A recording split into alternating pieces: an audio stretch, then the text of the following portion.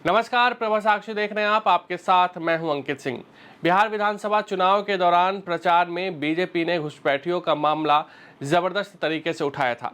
जब एसआईआर की शुरुआत बिहार से हुई थी, उस समय भी घुसपैठियों का मुद्दा खूब उठाया जा रहा था। बीजेपी साफ तौर पे कह रही थी कि हम घुसपैठियों को बाहर निकालेंगे और जो विपक्ष के नेता हैं वो घुसपैठियों को रखना चाहते हैं।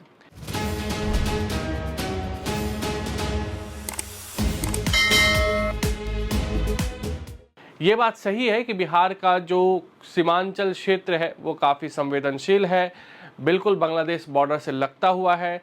चिकन नेक का एरिया भी उसी क्षेत्र में आता है और ऐसे में अब जब चुनाव हो चुके हैं, बिहार में एनडीए की सरकार बन चुकी है, सरकार बराबर चल रही है, ऐसे में अब केंद्रीय गृह मंत्री अमित शाह एक्शन में आ गए हैं।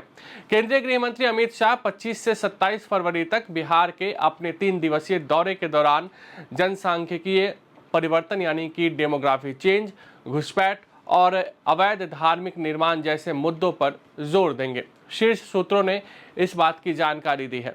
बिहार में अपनी तरह की पहली उच्च स्तरीय समीक्षा के रूप में वर्णित इस बैठक में गृह मंत्री सीमांचल के 7 जिले किशनगंज, अररिया, पूर्णिया, कटिहार, मधेपुरा, सहरसा और सुपौल के जिला मजिस्ट्रेट और पुलिस अधीक्षकों के साथ एक व्यापक बैठक भी सीधी निगरानी करेंगे। भारत नेपाल और भारत बांग्लादेश सीमाओं पर या उसके निकट स्थित ये जिले सीमा पार आवाजाही और आंतरिक सुरक्षा की दृष्टि से लंबे समय से संवेदनशील माने जाते रहे हैं। घटनाक्रम से जुड़े सूत्रों ने बताया कि बैठक में जनसांख्यिकीय परिवर्तनों, अवैध घुसपैठ की घटनाओं और कथित तौर पर बिना अनुमति के निर्मित धार्मिक ढांचों की स्थिति पर जमीनी स्तर की निगरानी समीक्षा की जाएगी।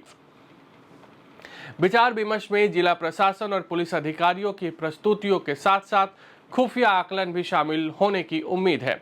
गृह मंत्री द्वारा सुरक्षा की कमियों को दूर करने के लिए नागरिक प्रशासन और कानून प्रवर्तन एजेंसियों के बीच समन्वित कार्रवाई पर जोर दिए जाने की संभावना है।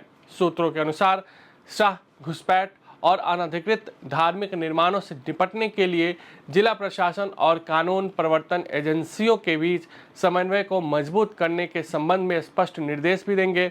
ऐसा माना जा रहा है कि यह पहली बार है कि केंद्रीय गृह मंत्री बिहार में जिला स्तर पर डेमोग्राफिक चेंज और घुसपैठ संबंधी चिंताओं पर विशेष ध्यान केंद्रित करते हुए इतनी व्यापक समीक्षा बैठक की अध्यक्षता करेंगे।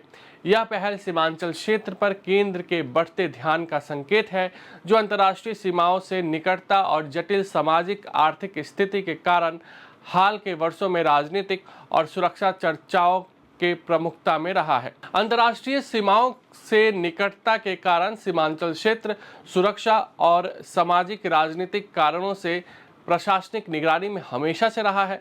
सीमांचल जिला समीक्षा के अलावा शाह बिहार में व्यापक सुरक्षा परिदृश्य और आंतरिक सुरक्षा ढांचे से संबंधित कई बैठकों की अध्यक्षता करेंगे।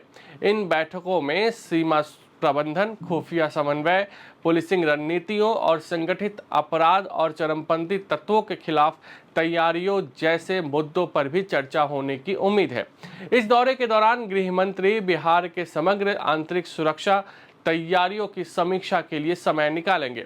गृह मंत्रालय के वरिष्ठ अधिकारी उनके साथ होंगे, जिनमें केंद्रीय गृह सचिव गोविंद मोहन और खुफिया ब्यूरो के निदेशक तपन ढेका भी शामिल है। ये अधिकारी खुफिया आकलन और जमीनी रिपोर्टों के आधार पर सुझाव देंगे। उनकी उपस्थिति समीक्षा प्रक्रिया को दिए जा रहे महत्व और बैठकों के निष्क्रियों के आधार पर आगे की कार्रवाई की संभावना को रेखांकित करती है। अमित शाह भारत नेपाल सीमा की सुरक्षा के लिए जिम्मेदार केंद्रीय सशस्त्र पुलिस बल, सशस्त्र सीमा बल के साथ एक विशेष बैठक भी करेंगे। चर्चा का केंद्र बिंदु सीमा सुरक्षा चुनौतियां होंगी, जिनमें निगरानी, खुफिया जानकारी साझा करना और अवैध सीमा पार गतिविधियों पर अंकुश लगाने के उपाय शामिल हैं। नेपाल के साथ बिहार की लंबी और खुली सीमा को देखते हुए राज्य पुलिस और केंद्रीय बलों के बीच समन्वय को मजबूत करना एक प्रमुख प्राथमिकता बनी हुई है।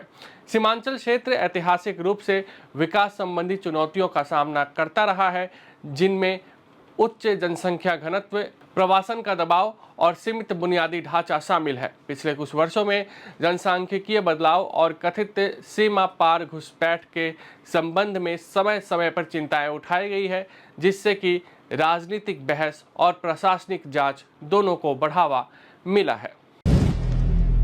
अगर आप भी लेना चाहते हैं देश दुनिया की तमाम जानकारी तो आज ही सब्सक्राइब करें हमारे चैनल को। साथ ही नीचे दिए बेल आइकन को जरूर दबाएं ताकि हर अपडेट आप तक पहुंच सके।